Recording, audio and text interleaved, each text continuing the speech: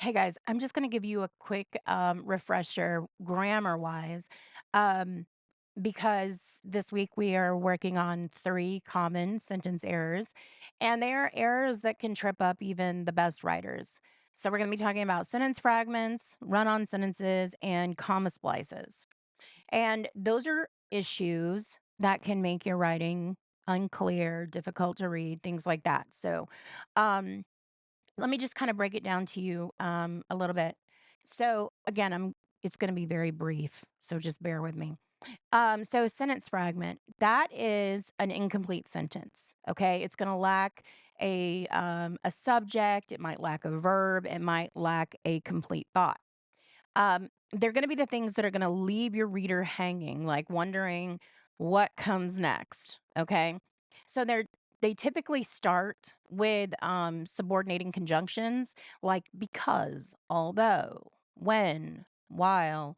And they can even sound like a complete thought, but they are missing some sort of an essential component. And they basically will fail to stand alone as an independent clause. So, for example, because I was late. Okay, because I was late what?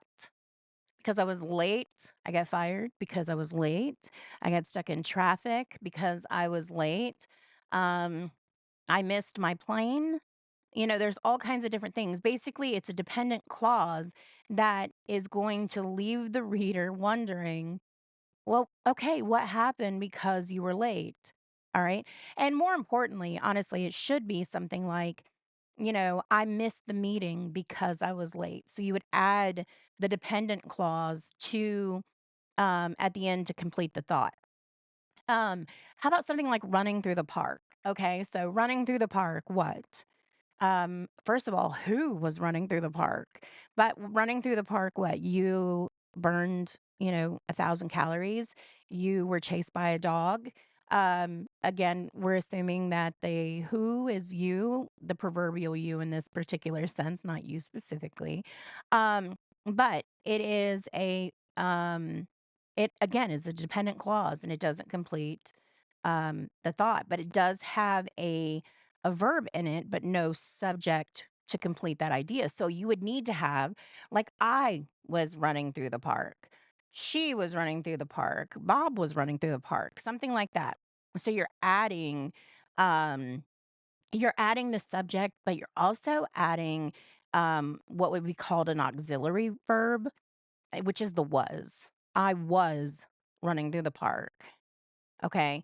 Um, and remember I told you that sometimes it can seem like it's a complete thought, but it's not necessarily. Um, and um, it might not necessarily be an incomplete thought. So follow me here. Let's say that you have something that's like the blue car parked in front of the house. That's a complete thought, right? It has a subject. It technically has a verb that's indicating, what happened. But what if this isn't what you want to say exactly? Okay. Um, More formally, it would be the blue car was parked in front of the house. So one is going to have a more past tense connotation, whereas the other is going to be very forward facing. Um, so essentially, what you're going to want to do is just ask yourself, can this stand alone? And does it convey um, my complete idea that I'm trying to get across? If not, just revise it and add in those missing elements. Now, your run on sentences is going to be where um, it has two or more independent clauses and they're joined without some sort of proper punctuation or conjunction. So it's going to combine complete ideas without clear separation between them. So again, you're going to have more than one, and these make writing confusing. It can also make it overwhelming when you're trying to read. I know they hurt my brain sometimes. But an example would be like, I love to read, it helps me relax. All just spelled out, no punctuation whatsoever. Um, in this case, you have these two independent clauses because you have I love to read, and then you have it helps me to relax. So this is very easily fixed by adding in a subordinating conjunction. I love to read because it helps me relax. All right. Um, what about something like, she went to the store, she forgot to buy milk. So in this particular case, again, you have two separate thoughts that need some form of proper separation. And in this case, what's interesting about it is you can do this two different ways. And punctuation is one of those things that basically tells us how to read it. I'm actually going to give you guys something to read this week because I want to drive home this idea about how punctuation affects the way we say things. So, in this particular case, you could say, she went to the store. She forgot to buy milk. That would be two completely separate ideas that are now separated into two separate sentences. Then you could also have, she went to the store, but she forgot to buy milk. And in that case, you're adding in the comma and you're throwing in the coordinating conjunction of but. And that's, I mean, really it. The common fix here that you're looking for in these situations is, um, can you add a period to separate into two separate sentences? Um, you can use a semicolon to connect things that would be considered closely related. And then you can use the coordinating conjunctions and, but, or, but you would use those with a comma before them. So, again, in these cases, look for sentences that are going to have multiple subjects or multiple verbs, and you're going to want to make sure that they are joined together properly. Now, the comma splice is where you're going to have two independent clauses and they're joined without a comma or without some sort of coordinating conjunction. And it's basically it's where somebody's misusing a comma, okay, in order to connect a sentence.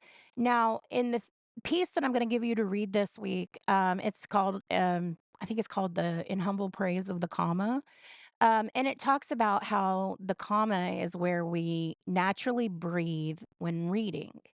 So, in that particular case, if you are reading it to yourself and you're not getting to actually breathe, consider that to be potentially, a problem. If it's in the wrong place, it'll sound out of place. So, again, misusing commas to complete the sentences, and again, these will occur when the writer is attempting to create a pause, but they're not using proper punctuation in order to do it, okay? So remember, I said that the comma is like where you're breathing. So, in this particular case, it's raining. I forgot my umbrella, okay? So you have these two independent clauses and if they're joined by a comma, it's incorrect. Because it should be, or I'm sorry, it's raining. I forgot my umbrella. Okay. A period is a full stop. The comma is a pause. So it's raining. I forgot my umbrella. That's not a full stop. That's going to be more of your pause. And I know it sounds differently when you're just listening to me say it versus actually like reading it. Um, but it might be something like, I love ice cream. It's my favorite dessert. Okay. If you have a comma in between those two, it's not properly connecting those two things. Okay. So again, like with the first one, you could have it's raining and I forgot my umbrella. If you were really sold on keeping that comma in there, add the coordinating conjunction. With the ice cream, again, this is one that you can separate into two separate sentences, which is I love ice cream. It's my favorite dessert. Or you could have a semicolon in that respect, and it'll grammatically function or it'll function as a period as if it was there because you're going to come to a stop because it you'll see. I want you guys to read that. But anyhow, so with the comma splices, the most common way to fix those is to add a conjunction after the comma, replace the comma with a semicolon, or to just split the sentence into two independent clauses with a period. So if you end up throwing a comma in there, just make sure that again both parts are going to be able to stand alone. So that's pretty much it. Again, I just wanted to go over this very quickly. Um, Again, if the Supreme Court can rule on your if they can rule on, an Oxford comma, then we can care about them too. But just remember that, it is essential for effective communication. And when you have fragments and run ons and comma splices and stuff like that, they can confuse your reader. They can distract from your message. And I will say this too, they can undermine the professionalism of your writing. I'm not perfect whenever I write. But if there's something that really stands out and is like, "Oh, man, that person should have known that," I have many times been like, "Oh," you know? I'm sitting there going, "I'm judging just a little bit." But anyhow, it just takes a lot of practice, and I happen to have had an English professor who was just really, really, really, harsh when it came to these types of things, so that, like, really kicked up, my writing a whole lot. But anyhow, you want to just make sure that you clean it up so that you do appear more polished and precise and professional. And that's pretty much it. So I'm going to go do your other lecture right now to talk about the issue spotting. And then that's it. By the way, starting next week, my goal is to have everything up on Thursday. This week was just a really bad week because I had so many people who got locked out of Blackboard. I got locked out of Blackboard trying to help them.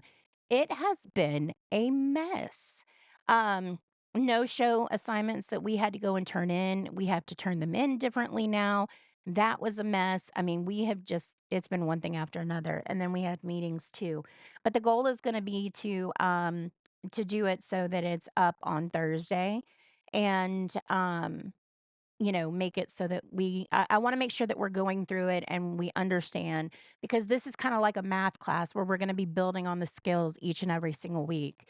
And it is going to be done in little bits and pieces. I do have it broken up into like the grammar, the terminology, the research, and the writing. And then this class, we're going to focus heavily on the writing aspect, but you can't have the writing without the grammar or the terminology because you need to be able to use those properly.